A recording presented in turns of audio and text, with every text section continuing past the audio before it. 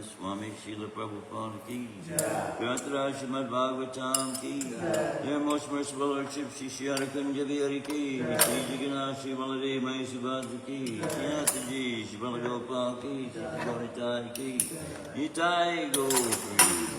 All glories to the assembly.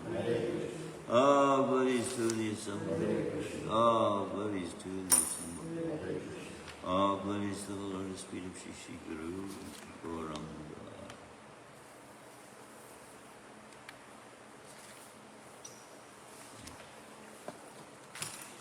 Om Namo Bhagavate Vasudevaya. Om Namo Bhagavate Vasudevaya. Om Namo Bhagavate Vasudevaya. Om Namo Bhagavate Vasudevaya. Om Namo Bhagavate Vasudevaya. Om Namo Bhagavate Vasudevaya. Narayanam Namaskritya. Narayanam Namaskritya. Naram Chaiva Narottamam. Naram Chaiva Narottamam. Devim Saraswatim Vyasam. Devim Saraswatim Vyasam. Todayamudiraye.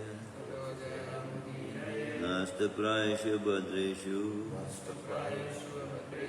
Nityam Bhagavata Sevaya. Bhagavati Uttama Shloke. Bhaktir Bhagavati Naistaki. Reading from Shrimadbhagavatam, Canto 1, Chapter 8, Text 4. Santabhayam.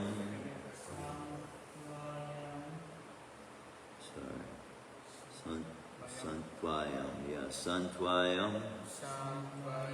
Asa, Munibir, Santvayam, Asa Munibir,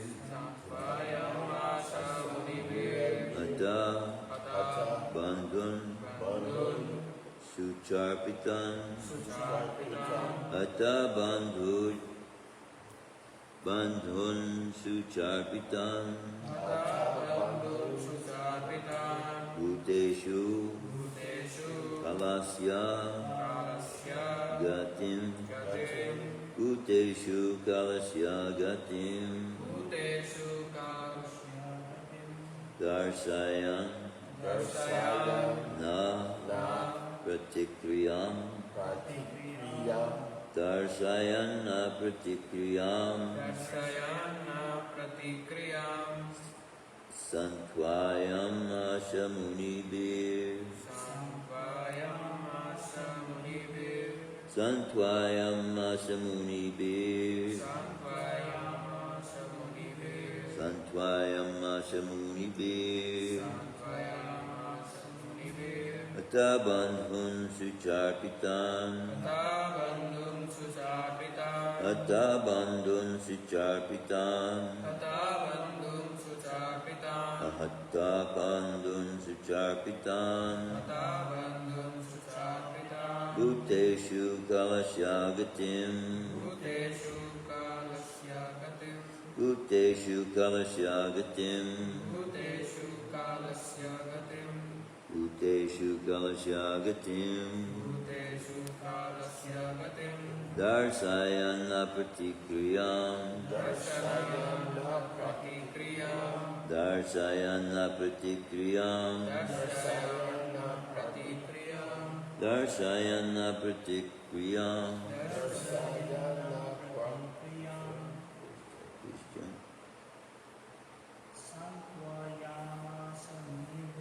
Santvayam Asamunibir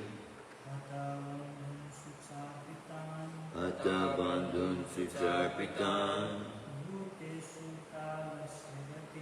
Bhuteshu Kalasyagatim Darsayana Pratikriyam Santvayam Asamunibir Datvayam Asamunibir Bandhum Sucharpitam Atabandhun Sucharpitam Bhuteshu Kalasya Gatim Bhuteshu Kalasyagatim Darsayana Pratikriyam Darsayana Pratikriyam Samtvayam Achaha Santvayam Asa pacified Pacified Munibi Munibi along with the Munis present there along with the Munis present Atapandun those who lost their friends and relatives those who lost their friends and relatives Sucharpitan Sucharpitam all shocked and affected all shocked and affected Bhuteshu Bhuteshu unto the living beings unto the living beings Kalasya Kalasya of the supreme law of the Almighty the supreme law of Almighty Gatim Gatim reaction Darsayan demonstrated Na no Pratikriyam Pratikriyam remedial measures Santvayam Asamunibir Hattabandhun Sucharpitan Bhuteshu Kalasyagatim Darsayana Pratikriyam. Translation and purport by His Divine Grace of Acharnadavinda Bhaktivedanta Swami Srila Prabhupada. Citing the stringent laws of the Almighty and their reactions upon living beings, Lord Sri Krishna and the Munis began to pacify those who were shocked and affected. Please repeat. Citing the stringent laws citing the stringent laws of the Almighty of the Almighty and their reactions and their reactions upon living beings. upon living beings. Lord Sri Krishna Lord Sri Krishna and the Munis and the Munis began to pacify those began to pacify those who were shocked and affected. who are shocked and affected. Citing the stringent laws of the Almighty and their reactions upon living beings, Lord Sri Krishna and the Munis began to pacify those who were shocked and affected. Purport by His Divine Grace of Acharnadavinda Bhaktivedanta Swami. The stringent laws of nature, under the order of the Supreme Personality of Godhead, cannot be altered by any living entity. Living entities are eternally upon the subjugation of the Almighty Lord. The Lord makes all the laws and orders, and these laws and orders are generally called dharma, or religion. No one can create any religious formula. Bona fide religion is to abide by the orders of the Lord. The Lord's orders are clearly declared in the Bhagavad Gita. Everyone should follow him only, or his orders, and that will make all happy, both materially and spiritually. As long as we are in the material world, our duty is to follow the orders of the Lord. And if by the grace of the Lord we are liberated from the clutches of the material world, then in our liberated stage also we can render transcendental loving service unto the Lord. In our material stage we can see neither ourselves nor the Lord for want of spiritual vision. But when we are liberated from material affection and are situated in our original spiritual form, we can see both ourselves and the Lord face to face. Mukti means to be reinstated in one's original spiritual status after giving up the material conception of life. Therefore, human life is specifically meant for qualifying ourselves for this spiritual liberty. Unfortunately, under the influence of illusory material energy, we accept this spot life of only a few years as our permanent existence, and thus become illusioned by possessing so-called country, home, land, children, wife, community, wealth, etc. It's a big etc. as well.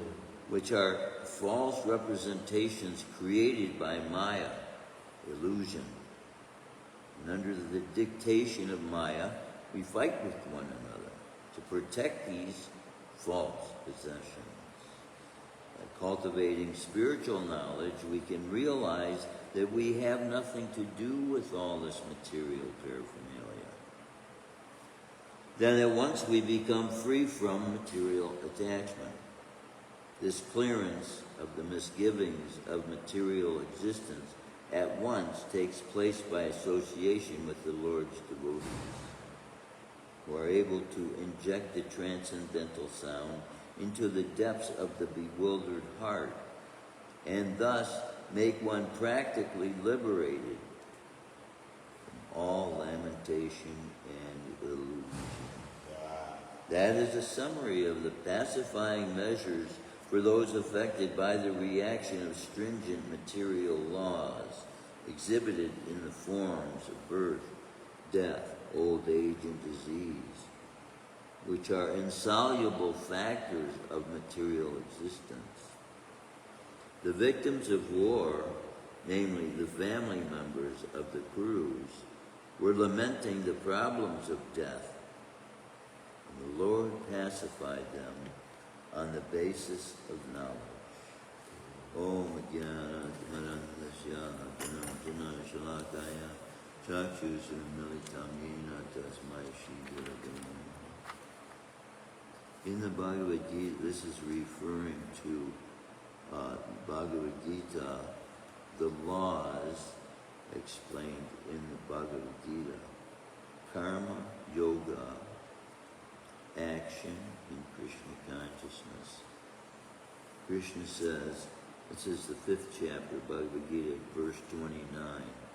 A person in full consciousness of me, knowing me to be the ultimate beneficiary of all sacrifices and austerities, the Supreme Lord of all planets and demigods, and the benefactor and well-wisher of all living entities, attains peace from the pangs of material miseries.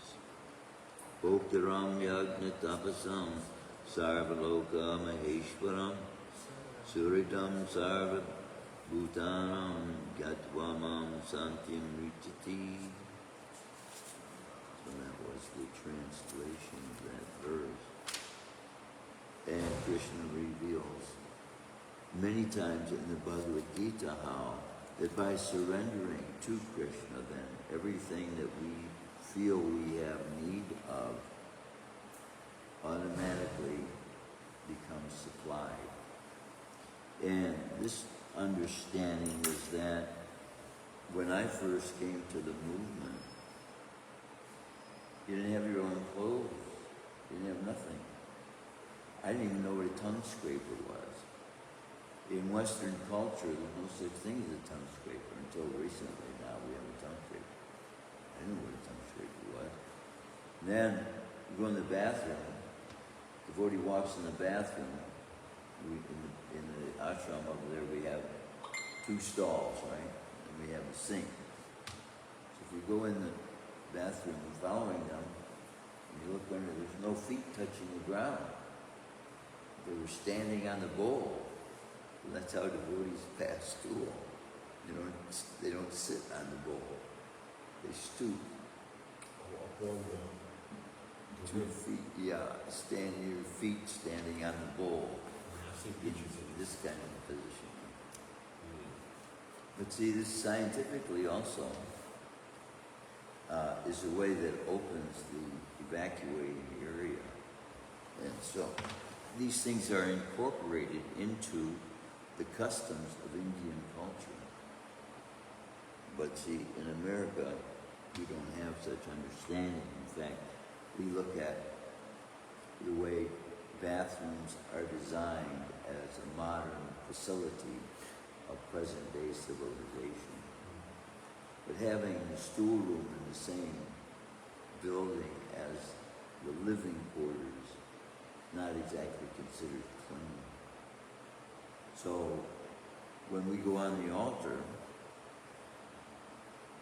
you have to take a shower before you go on the altar.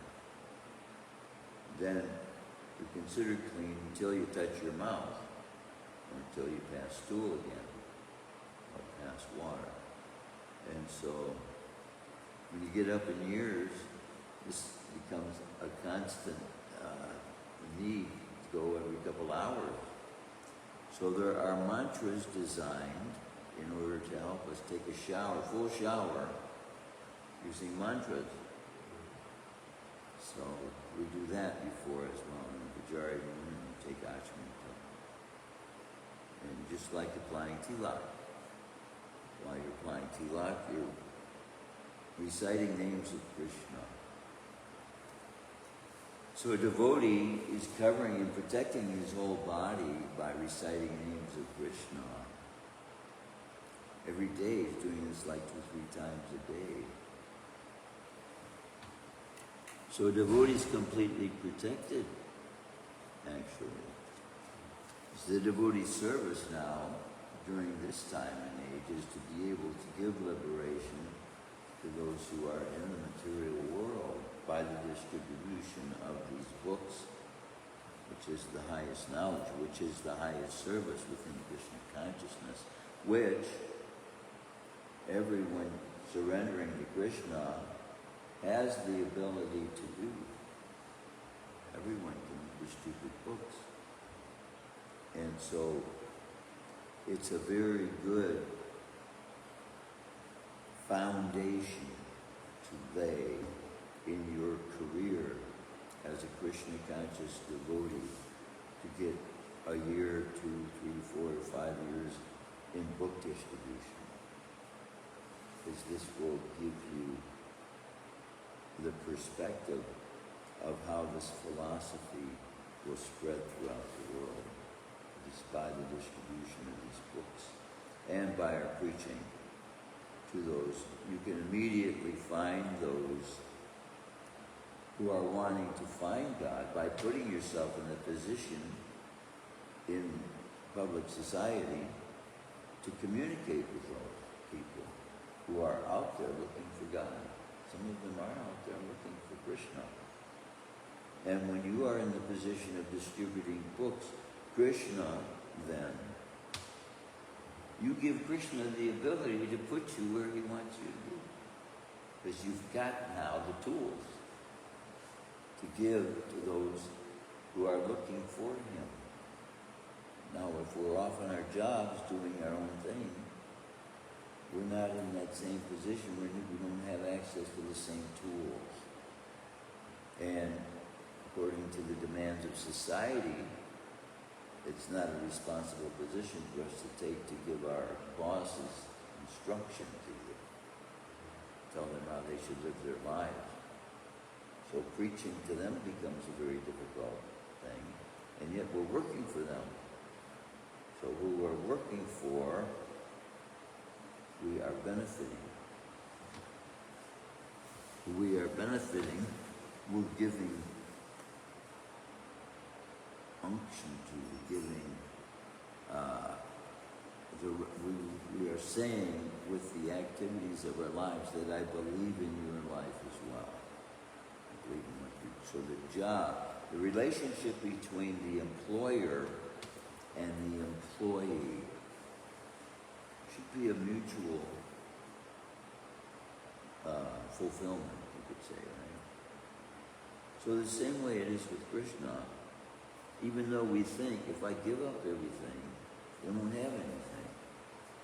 This is the way normally the mind is set to believe, especially as long as, the longer we've been in the material world, in the professional world, in the karmic world, where work is only done for oneself and a paycheck at the end, which gives one the ability to live under the circumstances we bring forced to live under in this material society.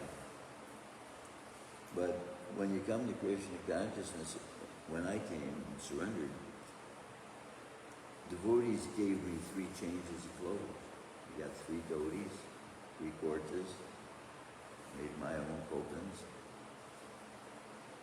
And then when we went out distributing books, because we were distributing books to people who would immediately judge us by the external appearance, then we wore what we were calling karmic clothes, which is, what karmis are, the workers who are working according to religious principles for the benefit of gaining heaven in exchange for their labor. Right? That's a karmic work. But we can raise them up to the standard of eternal servant of the Supreme. We say raising someone up to the status of servant. What position does that put them in? What is being looked at in the material world as highest is actually the lowest. And what is being looked at as the lowest is actually the highest. Krishna lifts up this form of servitorship and this mentality,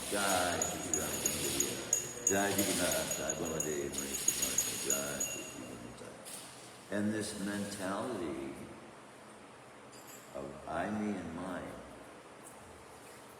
as that very concept within the consciousness that the soul is retaining birth after birth after birth after birth, not knowing that the complete fulfillment of the needs of the soul is automatically provided by the surrender of the soul to the Supreme.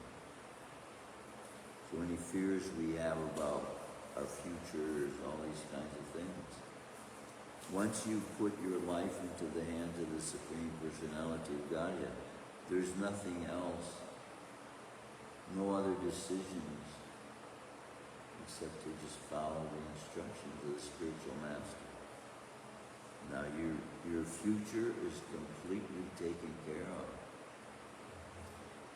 Not only the future until the end of this life, but now the future in the eternal realm already prepared a place for you. Now, we have an instructions by those who are following the path of Christianity, that their guru told them, I go to prepare a place for you. Similarly, Krishna, in his most favorite dwelling now, is revealing those who are willing to surrender to the process he's giving, this process of Harinam, of being able to give the names, through the singing and chanting, the activities that are engaged in the eternal realm. And this is what Gayatri Mantra continuously reminds us of, that Krishna is giving us the ability to engage in the same kind of activities that he engaged the gopis in when he was on the planet. And by doing so, then we can please Krishna in the utmost ways possible in these human forms of life. But who has this knowledge of what pleases God? You ask 10 Christians what pleases God most, there's a good likelihood you'll get close to 10 different answers. But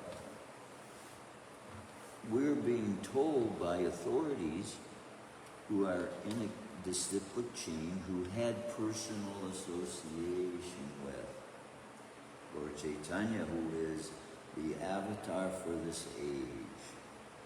So to significantly understand the meaning of the avatar for this age, we apply the precepts he gives as that process which will deliver us by chanting Hare Krishna, Krishna Krishna, Hare Hare, Hare Rama, Rama Rama, Hare Hare, and maintaining the service attitude towards the name coming out of our mouths. Please, Lord, engage me in your devotional activities. Then we find that by the power of the Supreme Personality of Godhead, arrangements are made that we can't make for ourselves. You can't make the way Krishna can open up doors for you, opportunities available, the way Krishna does when you chant his name. And then what to speak if you chant his name with a pure heart. Without any expectation in return, you don't want anything, you just want to be a friend with Krishna, you want to be a lover of Krishna, you want to be a servant of Krishna. And where in the world is there some course of study that can teach you to be a lover of God?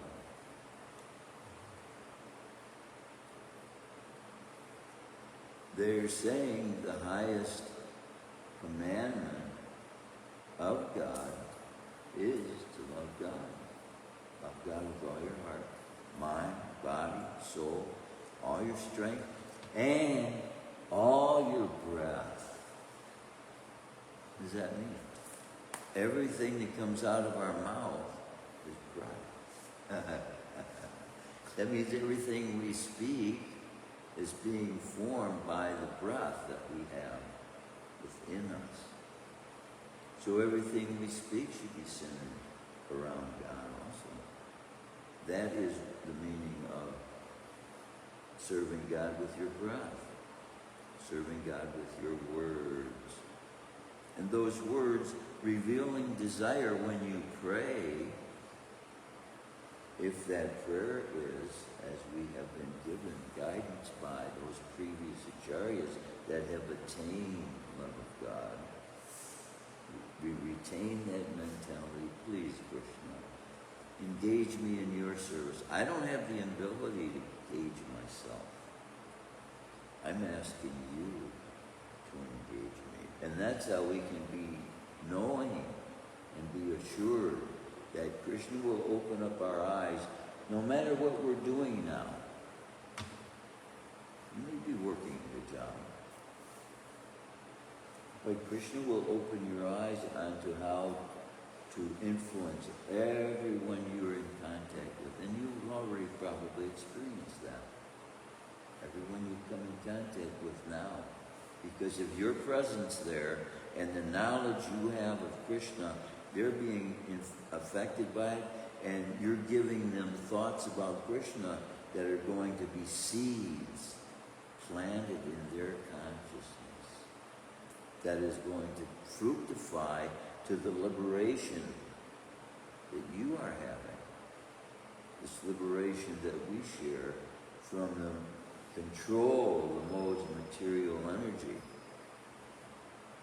We have the problem of seeing Krishna activities as just different activities we've chosen to take part in. And from one perspective they are, but to see them properly we have to know that Krishna, the ability in us, has opened the doors and made available to us every opportunity now that we find open to be able to engage our physical bodies in that's directly connected to Krishna.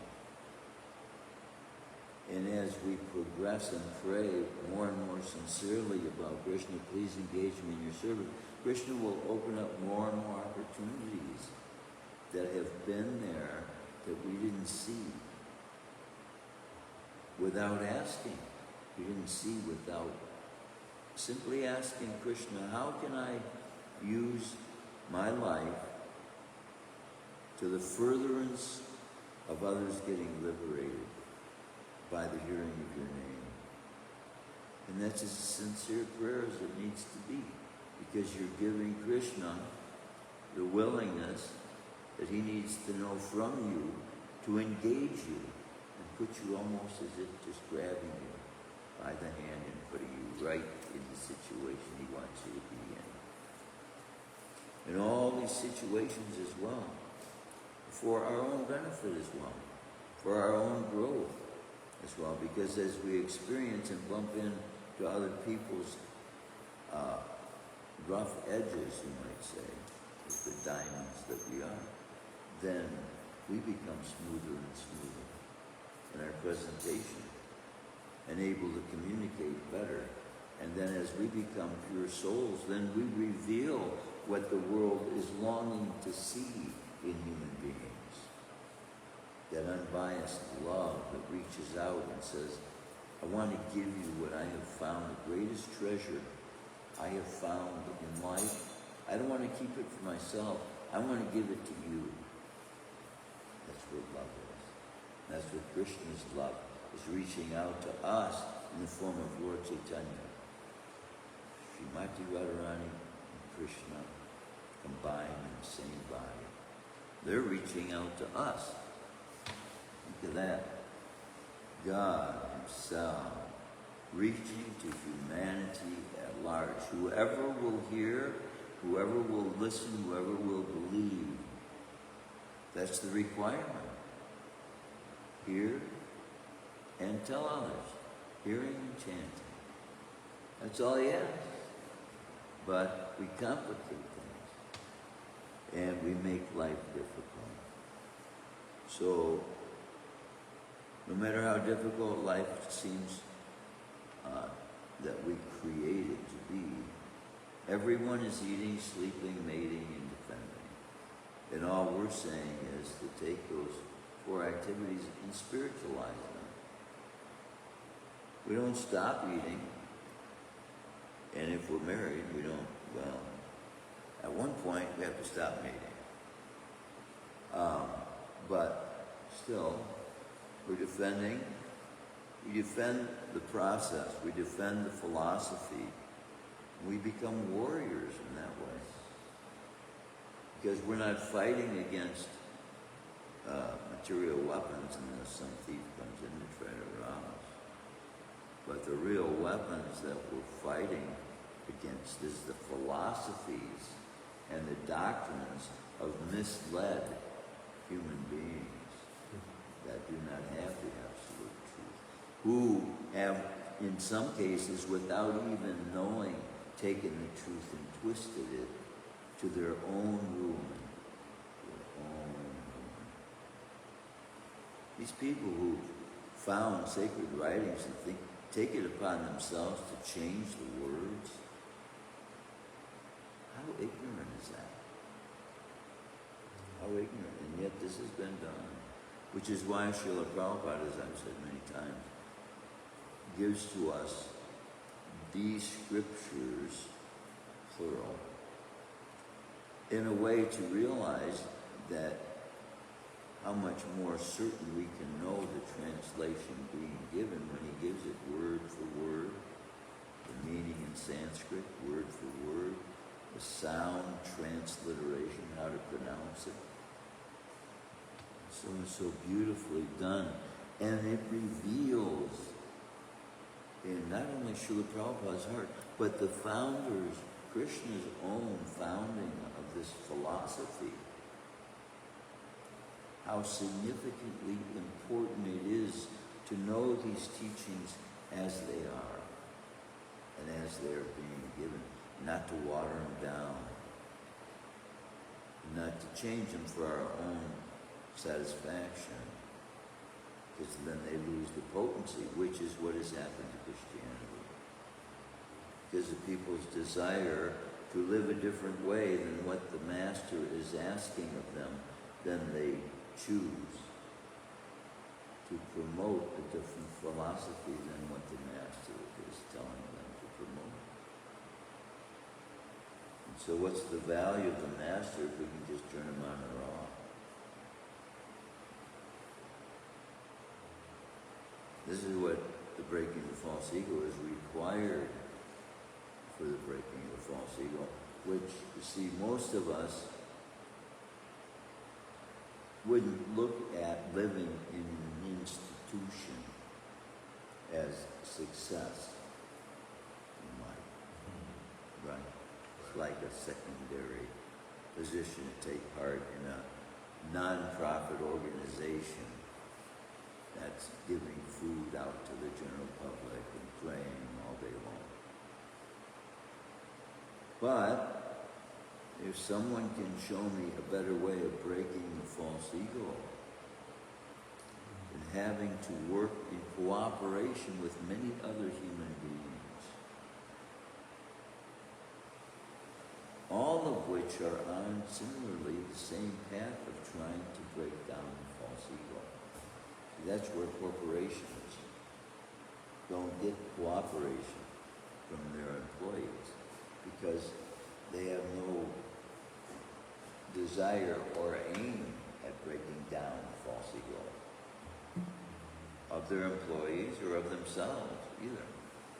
They've been trained by exacerbation of the false ego and its control of the material energy. Then they gain more control and power. It's the same. Power corrupts.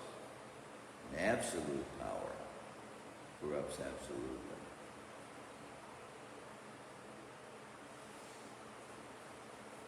The more power people gain, the more they believe the false ego they've gained it with is the way to continue gaining power.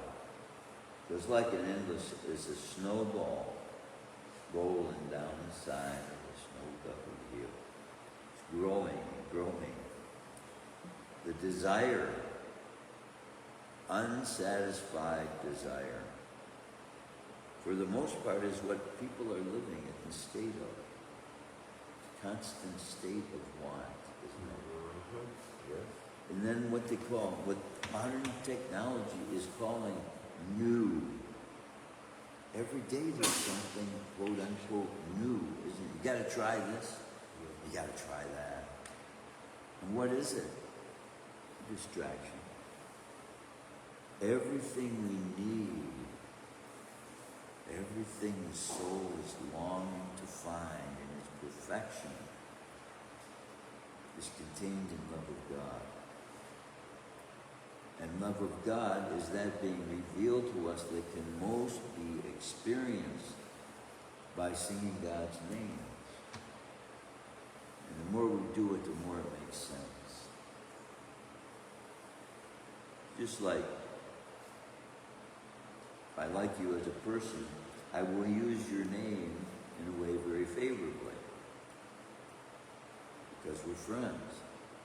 So that friendship is revealed in the way I speak your name. It reveals my feelings about you.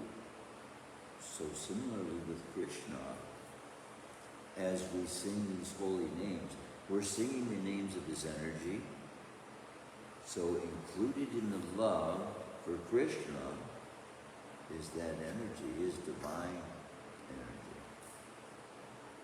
And then we get the end result of knowing his consciousness is wanting to share itself with us. That's what drives this love to have others experience this, is that love that he is in us, giving himself to us.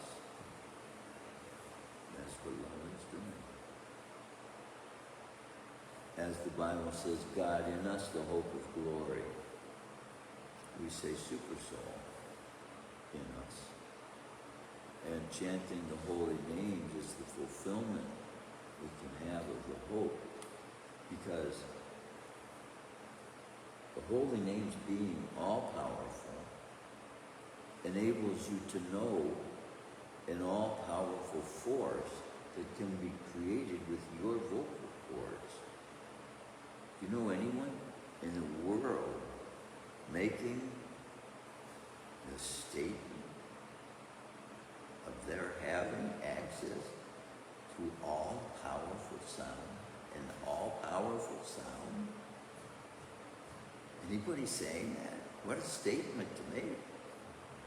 But Lord Chaitanya in his Shikshastakam says, Krishna has invested all of his spiritual energies in this chanting. Hare Krishna, Krishna Krishna, Hare Hare, Hare Rama, Rama Rama, Hare Hare. So, whenever we're in distress, whenever we're feeling a need for anything, whenever we want something, as we turn to the name, Krishna, please engage me in your service so that I can know what love is. And the fulfilling experience of giving your own love to others. That's what we're doing. We're giving God's love to other souls that are looking for God's love in so many, as the song says, looking for love in all the wrong places. They go to the bar to find love. They go to the bowling alley to find love. They go to the restaurants to find love. They go to the grocery store to find love. My friend would go to AA meetings to find love. There you go. Some people go to church to find love. Get married. Well, that's the right place to go, but if you're not looking in the right place in the church, you might end up married to somebody thinking you found love. I've seen that happen in this temple several times. It's not good for a brahmachari to be alone with a woman. Right? And it might seem that when there's one woman there and one man here, that they're not alone. They're alone. And I've seen that one man and that one woman get married more than once. Consciousness is what the whole movement is about, the transformation of, right? And we all have access to it 24/7. And it is simply the kind of consciousness Krishna wants us to experience, which he is himself having for all of mankind. And then we can see how evil and devious the statements being made by atheists, accusing God of so many things. Right? They're blaming God for war. They're blaming God for Hitler. They're blaming God for Mussolini. All these so-called terrorists of the past who had any inspiration whatsoever of knowing about that. Hitler was a vegetarian, in fact. And he had access to the Vedas, and he stole this swastika. You know where that is? That came from Krishna. Yeah. That's Krishna's chakra. Krishna's chakra was also recognized by many societies throughout the entire world at one time. This is also an insignia in Native American Indian culture. This is also an insignia in Mayan, Incan, and Aztec culture. It was spread throughout the world. That is also looked at as the force that turns the earth. Same force that Krishna's chakra is turned by. And having more than even power to turn the earth. That chakra. So Krishna used that chakra to cut people's heads off when they're in his presence and they commit such disturbing acts. So now, looking at how much more disturbing an act can it be than what Ashwatthama committed, right, to these children in their beds. And yet we're seeing Krishna taking into consideration the effects of Kali Yuga. This is what Kali Yuga does to the consciousness and minds that are being controlled by the material energy, which is karma. Material energy is being forced by karma to fulfill its will, which is being carried out by Krishna's laws which fulfill justice. And so people get reactions. They don't even know where they're coming from. Which is why Krishna giving us his consciousness removes us from the reactions. So that's how we can properly motivate it. In a sense, they're saying we're being brainwashed or we're being hypnotized. Right? But hypnotism has been validated as a form of therapy that people can gain control of the mind by. And when I first was studying psychology in college, they had shown us a film of a young boy, which when looked at and studied might be thought of as one in billions.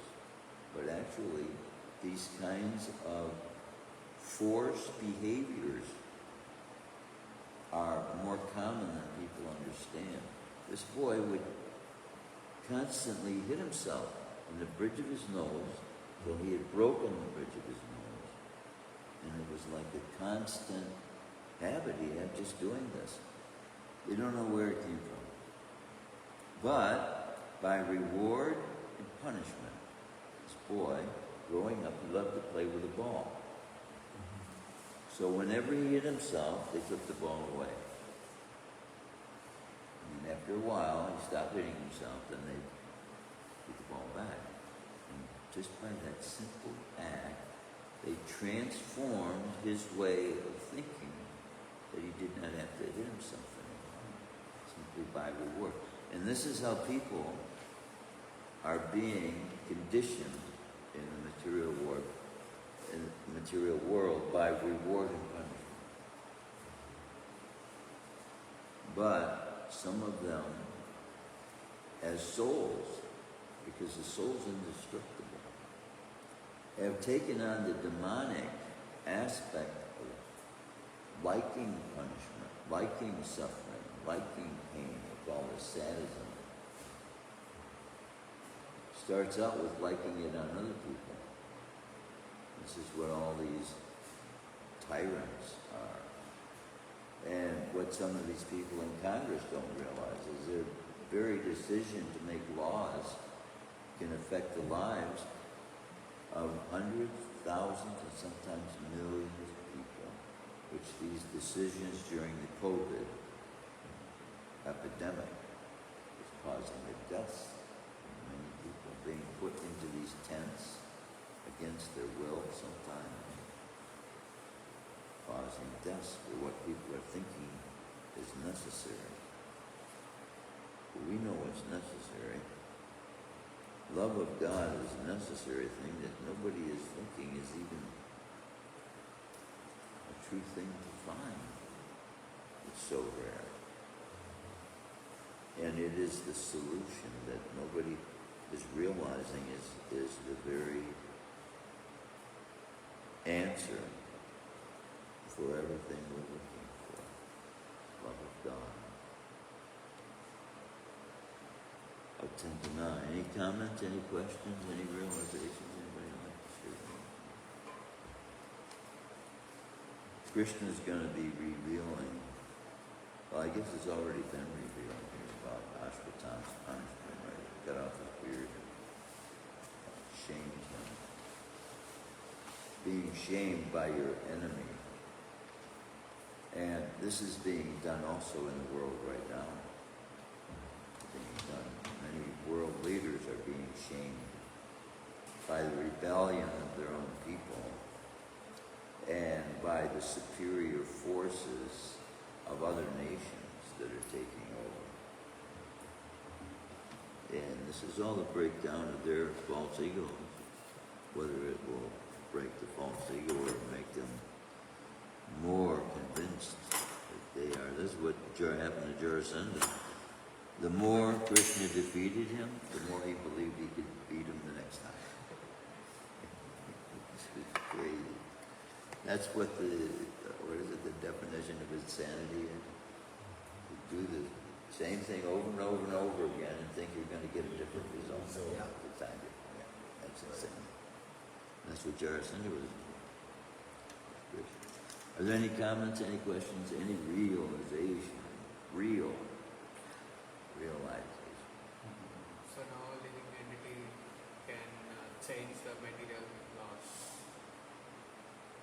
I didn't hear myself. So no living entity can change the material laws. Oh, yes. No living entity can change the material law. See, that's what people... Yeah. However, who do we have? Narada Muni saved someone who had died, brought them back to life.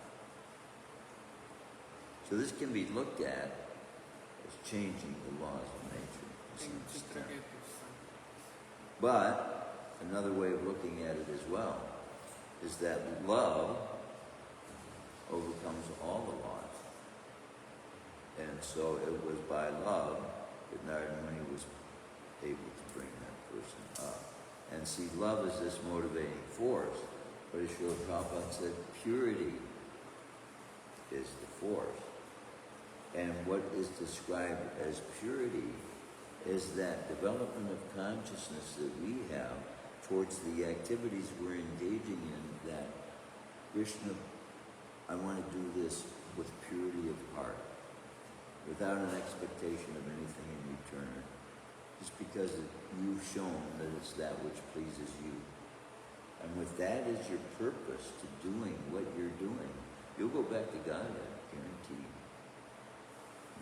That's all Krishna is requesting of us. And this is the breaking down automatically of the false ego.